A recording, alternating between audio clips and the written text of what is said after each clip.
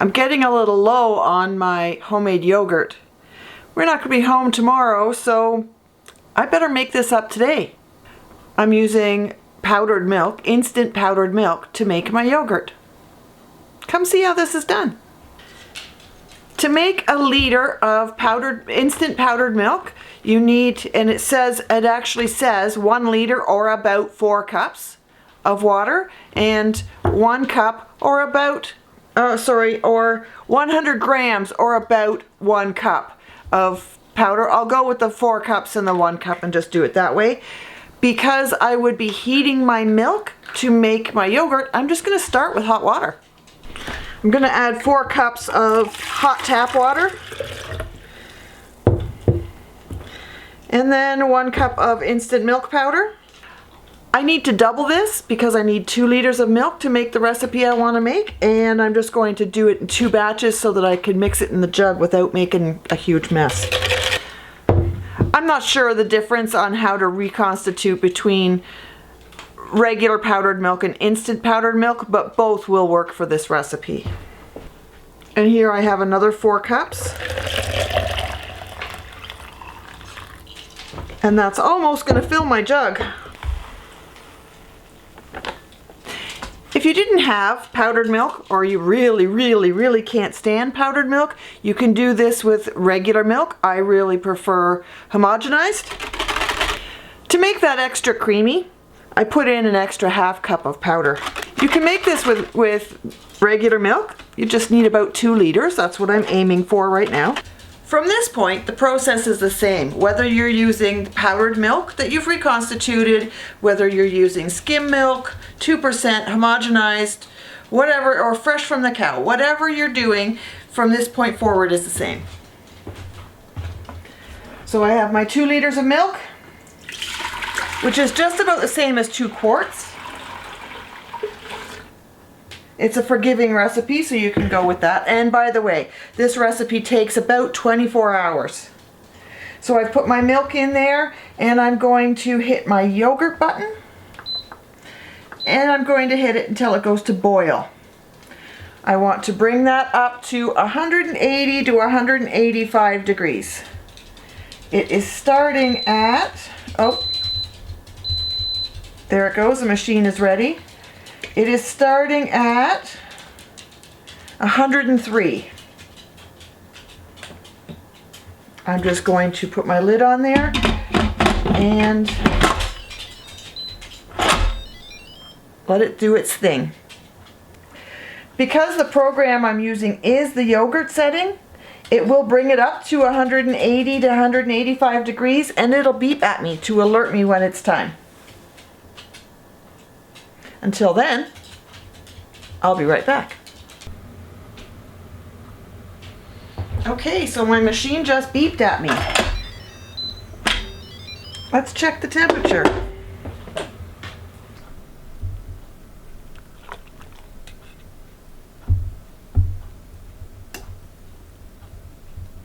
Okay, exactly what we wanted, between 180 and 185. I want there to be enough hot water in here just to make this pot float. We're not there just yet. You could put ice in it if you like. There we go. I want it to float just so that the bottom of the pot gets a chance to cool off. And I'm just going to stir this every few minutes to bring the milk that's at the edge of the pot into the center and stir things down. I want this to cool to 110 to 115 degrees. It's already 139 and dropping.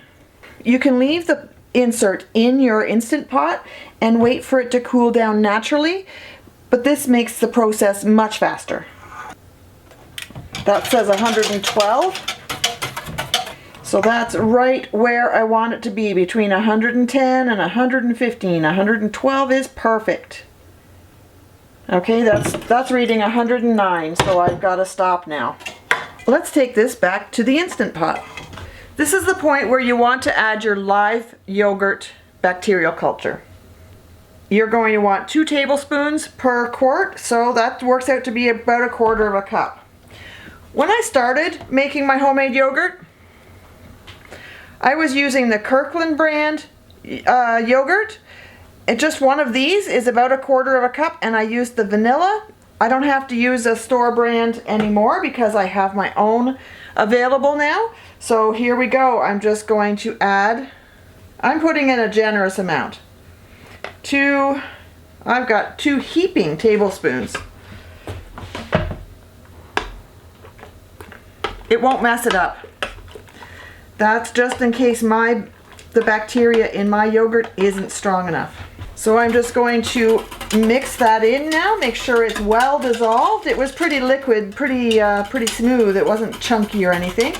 And I'm just going to make sure that is well mixed through. There really isn't much to look at. It's just milk. But you can see how liquidy this is right now. That's going to change the next time you look at this. I'm going to put the lid on that.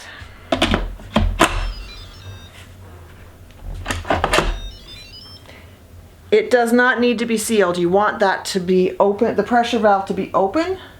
So we press to vent on this model. I'm going to press that yogurt button. I'm going to press that yogurt button again, and it can be set to as many or as few hours as you want. You want between 12 and 24. We like 14. This last batch was a little bit mild. I'm going to add that to 15. Oh, what the heck, let's go to 16 hours. That will make it a little more bitter, a little more sour than it was the last batch. And it'll give it a little bit longer to ferment. You can do 12 if that's what you like. But there you go, the machine is started now. It no longer says 16. Now it's going to start counting upwards to that 16 hours. It is just after 5 o'clock in the evening. This will sit on the counter until I access it again at 9 o'clock tomorrow morning. Okay, so the Instant Pot made its beeping sound and it has gone to end. Let's see how this has thickened. It looks good. There's a little bit of jiggle to it. Let's give that a scoop. It's definitely not milk anymore.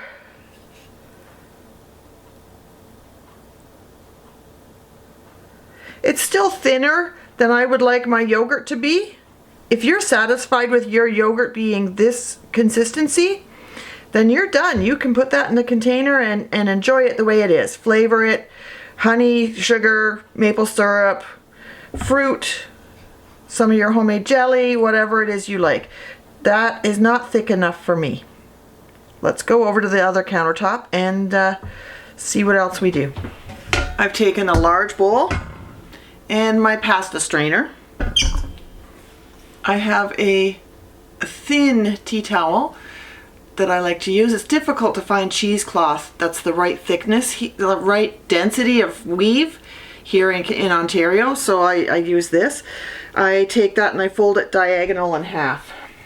I have even designated this tea towel to be used for my cheese and yogurt making. Okay, and I just lay that doubled over tea towel in my strainer. I'm going to scoop or pour, this stuff is pourable, I'm going to pour my yogurt into my strainer, and it's sliding as I'm doing this.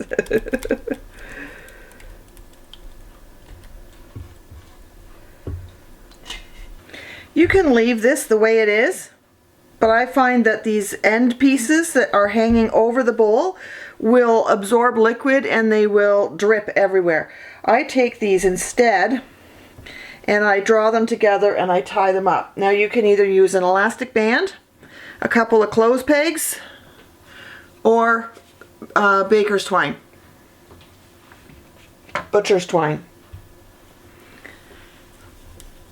Trying not to let it overflow the edges of your towel into the strainer. You want to keep this contained in the cheesecloth or cheesecloth substitute the best that you can.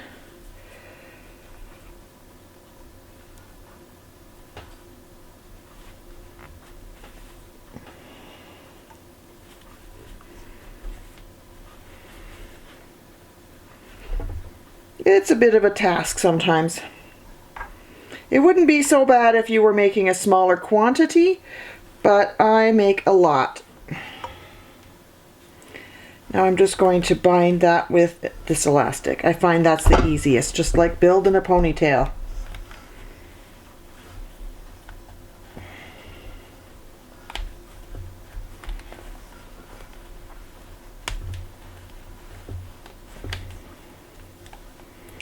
This corner has slipped out. Let's get that back in there.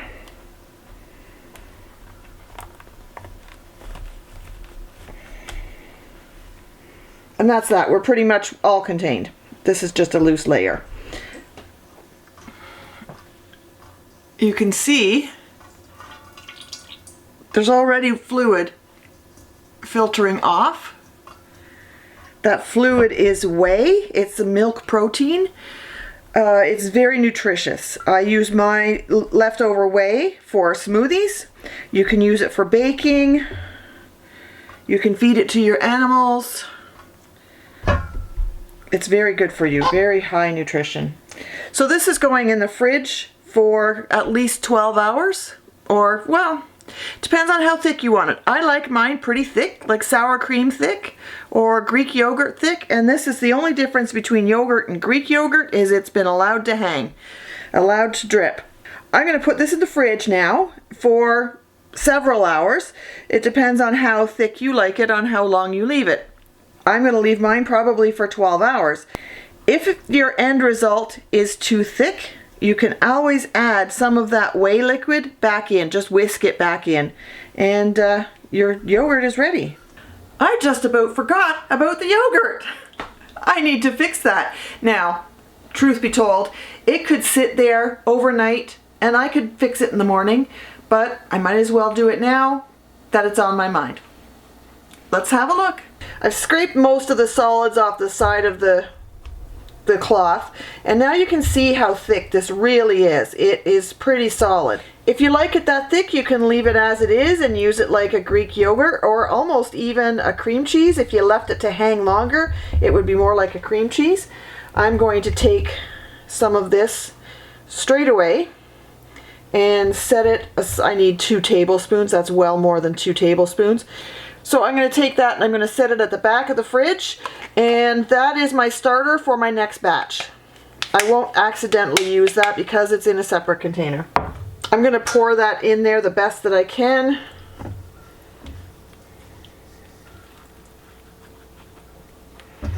And let's scrape that off. This part is messy. Did I tell you that? This part is messy. I'm basically removing it from the towel. I've got most of it off of there, right? So this towel is going in the sink straight away with cold water, and I'm going to rinse that out and get that all prepped up to go. And after I get as much of the milk and milk products out of it as I can, I'm going to hang it to dry until laundry day. Then I'll wash it with the regular laundry. Since this is thicker than I like, I'm going to pour some of that whey back in, but only a bit. That's probably enough. For this part, I prefer to use a whisk.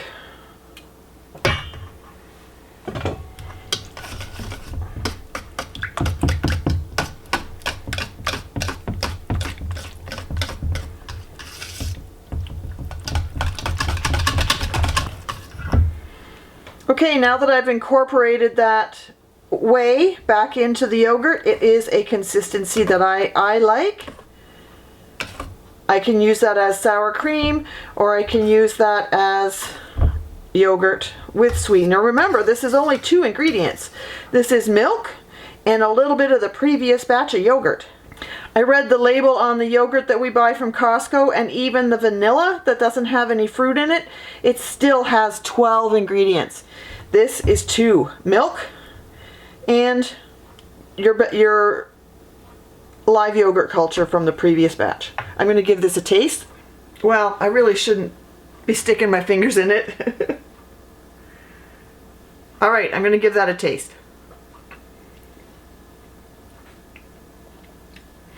It's yogurt. It's got the right amount of tartness for me. And because I put granola on top of mine, that'll be perfect for me. It would be good with some honey or some maple syrup to sweeten it because there's nothing in there, no sweeteners, no sugar, nothing. And I cannot tell that that was made with powdered milk instead of a bag of milk or liquid milk. I think that keeping powdered milk in my pantry is going to have to be an ongoing thing. It definitely would be cheaper to use powdered milk than fresh milk. Of course, if you've got a cow or goats, you could be doing this all the time. And there are ways to make yogurt with oat milk or coconut milk or almond milk or what have you. I haven't ventured that far yet. I'm working with regular cow's milk.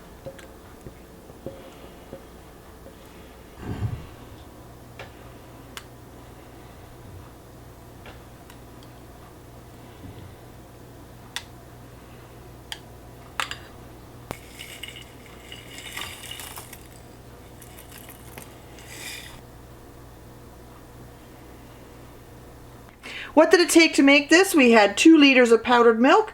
We had some live active bacterial yogurt. And we had our Instant Pot in 24 hours. Little bit of time. There are several ways you can make the yogurt ferment. You can put my friend Stephanie at Pantry Living made yogurt with the same method of heating it and bringing it back down to temperature, putting the live culture in it. I think she might have used a packaged culture, and then she put it in a jar. She just put the yogurt in a jar in the oven with her food dehydrator in the oven as well, and the heat from the food dehydrator is what kept the yogurt at the temperature it needed to process. My method's a little different. Neither one is wrong. Thanks for hanging out with me today, guys, and I'm off to enjoy my dessert.